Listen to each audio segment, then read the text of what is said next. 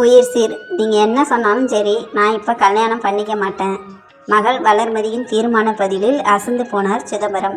இத்தனைக்கும் மாப்பிள்ளையாக வரப்போகிற வீரமுத்து பேரூர் மாவட்டத்தில் பெரிய சந்தையான பூலுவப்பட்டி சந்தையில் வாழை இலை கட்டுகளை விற்கும் சிறிய கடை வைத்துள்ளான்.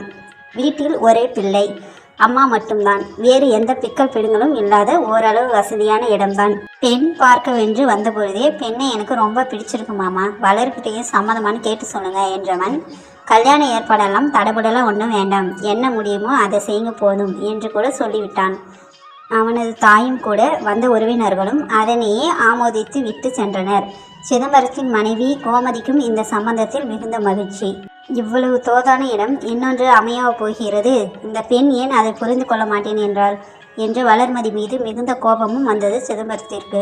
ஒருவேளை காதல் கீதல் என்று ஏதாவது அவ்வாறு யோசித்த சிதம்பரத்திற்கு அதற்கான சாத்தியமே இல்லை என்று புரிந்தது. 10வது வரை மட்டுமே படிக்க சென்று வந்தவளை கல்லூரியில் சேர்க்க வசதி இல்லை என்று படிப்பை நிறுத்திவிட்டவர்தான். மற்றபடி இந்த 4 வருடங்களில் கோவிலுக்கும் தங்கள் அழைத்து போகும் இடங்களுக்கும் தவிர அவள் வெளியே தனியே எங்கும் செல்வதில்லை. தன்னுடன் தோட்டத்திற்கு வருவாள். ஆடு மாடுகள் உள்ள பட்டியை கூட்டி பெருக்கி சுத்தம் செய்வாள். அவைகளோடு கொஞ்ச நேரம் கொஞ்சி கொண்டிருப்பாள். அவர்களுக்கு இருக்கும் ஒரே சொத்தான 1/2 ஏக்கர் நிலத்தில் வைக்கப்பட்டிருந்த தக்காளி செடிகளுக்கு தண்ணீர் விடுவாள். பின்னர் அங்கிருந்த 5 மாமரங்களை சுற்றி வருவதும் மாங்காய் மாம்பழம் என்று பறித்து தின்பதும் அதன் நிழலில் அமர்ந்து சில நேரம் புத்தகங்கள் படிப்பதையும் தவிர வேறு வித்தியாசமான நடவடிக்கைகள் எதையுமே கண்டதில்லை. பின் ஏன் இவள் பிடிவாதம் பிடிக்கிறாள்? விவசாயம் செய்கிறேன் என்று நிறைய கடன்கள் உள்ள அப்பனிடம் போதுமான அளவு பணங்காசு வசதி இல்லை. இப்பொழுது எதற்கு கல்யாணம் என்று யோசிக்கிறாளோ? தடபுடல் இல்லாத கல்யாண ஏற்பாடு என்றாலும் குறைந்தது 50,000 வேண்டும். தாலி மாலை புழுங்குவதற்கு கொஞ்சம் பாத்திர பண்டங்கள், புதிய பாய் தலையணை, பொண்ணு மாப்பிளைக்கு கொஞ்சம் துணிமணி, இதுக்கு 50,000 தாராளம். அந்த பணத்திற்கும் தோட்டத்தில் உள்ள மாமரங்களையும் 3 ஜோடி ஆடுகளையும் 2 கறவைகளையும் விலை பேச வியாபாரியிடம் சொல்லியும் ஆயிற்று. அப்புறம் என்ன? கல்யாணத்துக்கு சம்மதிக்க இவளுக்கு கசக்குது. சிதம்பரத்தின் மனம் கேள்விகளுக்கு பதில் தெரியாமல் விழிக்கலாயிற்று. என்னவா இருக்கும்? அலைப்பாய்கிற மனதுடன் இப்பொழுது வளர்மதியை பார்த்து கொண்டிருந்தார் சிதம்பரம். தகப்பனை பொருட்படுத்தாத வளர்மதி தன் பாட்டுக்கு பட்டியை சுத்தம் செய்து கொண்டு இருந்தாள். சாணியை வழித்து உரக்குழியில் கொண்டு போய் போட்டுவிட்டு ஆடுகளுக்கு புல்லும் தழைகளும் கட்டி தொங்க விட்டு மாடுகளை குளிப்பாட்ட தொடங்கிவிட்டாள்.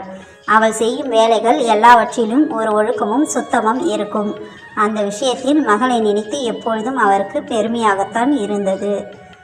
இடுப்பில் இருந்த வெற்றிலை சீவலை எடுத்து வாயில் அதக்கியபடியே வளர்மதியை நோட்டமிட்டவருக்கு ஒருவேளை உடல் ரீதியாக அவளுக்கு ஏதும் பிரச்சனை கோளாறு இருக்குமோ, மாலையில் மனைவியிடம் சொல்லி விசாரிக்க சொல்ல வேண்டும் என எண்ணமிட்டவருக்கு காலையில் குடித்த கம்மங்கூழ் லேசாக அயர்வை தர பட்டிச்சாலையில் போட்டு வைத்திருந்த நார்கட்டிலில் சரிந்தவர் அப்படியே கண் மூடினார். இரவு படுக்கை அறைக்கு வந்து தரையில் பாயை விரித்து கொண்டிருந்த கோமதியிடம் அதற்காகவே காத்திருந்த சிதம்பரம், நம்ம வளருக்கு உடம்புல ஏதும் பிரச்சனையா? ஏன் கல்யாணம் வேண்டாம்னு பிடிவாதம் பிடிக்கிறா? உங்ககிட்ட எதுவும் சொல்லியிருக்காளா? தொடரும் பகுதி 2. எழுத்தாளர் சிவசங்கரியின் உயிர் சீர்.